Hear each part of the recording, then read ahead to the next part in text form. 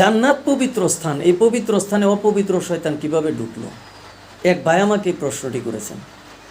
তাইলে একটু খেয়াল করে দেখেন, সূর্য তার একটা অবস্থানে থেকে সারা জাহানে আলো ছড়িয়ে দেয় এবং আলোর পিছনে বিপরীত পাশে অন্ধকার লেগে থাকে। অন্ধকারকে ডাকতে হয় না, আলো যেখানে যায় অন্ধকার তার পিছনেই লেগে থাকে। ঠিক আল্লাহ পাক এক অবস্থানে থেকেই, আল্লাহ পাক নিরাকার শক্তি তার এক অবস্থানে থেকে সারা জাহানের মানুষের মধ্যে সিফাতি নূর গুণ রূপে বিরাজমান।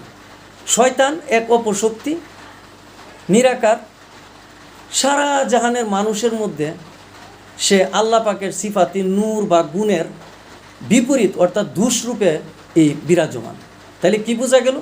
যেখানে আল্লাহ পাকের নূর, সিফাতি নূর বা গুণ যেখানে বিরাজমান, ঠিক তার বিপরীত পাশে শয়তানের ওয়াসওয়াসা, কুমন্ত্রণা এবং এই শয়তানের অপশক্তি অর্থাৎ দুষ বিরাজমান। তাহলে আল্লাহ পাক শয়তানকে এই পাওয়ার, এই ক্ষমতা দিয়েছেন মানুষকে পরীক্ষা করার জন্য, যে কর্মে কে উত্তম এটা দেখার জন্য। কাজেই জান্নাতে আল্লাহ পাক আদমকে যে নিষেধ করেছিলেন যে ওই গাছটির দিকে যেও না, এখানে এই নিষেধের পিছনেই, নিষেধের বিপরীত পাশেই শয়তানের ওয়াসওয়াসা, কুমন্ত্রণা, শয়তানের অপশক্তি লেগেছিল। অর্থাৎ শয়তানের একটা অপশক্তি সেখানে কাজ করছিল, যে যা আদমকে বলছিল যে না, যাও যাও, গেলে ভালো হবে।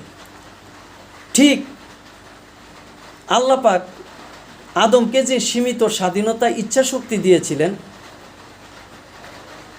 এই ইচ্ছা শক্তিটার পিছনেও শয়তানের একটা ওয়াসওয়াসা, শয়তানের একটা কুমন্ত্রণা, শয়তানের একটা অপশক্তি লেগেছিল।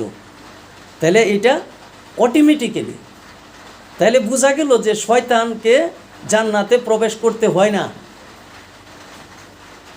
আল্লাহ পাকের গুণ, আল্লাহ পাকের সিফাত, আল্লাহ পাকের গুণ যেখানে যায় সেখানে শয়তানের অপশক্তি, কুমন্ত্রণা, শয়তানের দোষ সেখানে অটোমেটিক্যালি